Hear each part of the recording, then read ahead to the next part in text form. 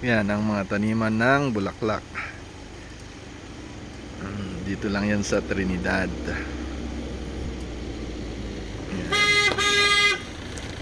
Yan.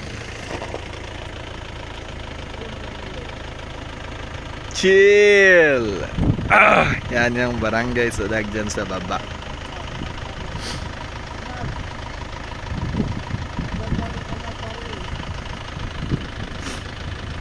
Pang YouTube ba?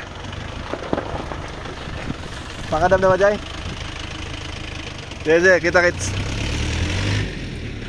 Yan, may dumaan na tropa. Yan, ano ba yung binibideo mo? Sabi ko, yung magandang place na lang naman natin. Mga taniman yan ng bulaklak. Yan. Roses yan, rose yan.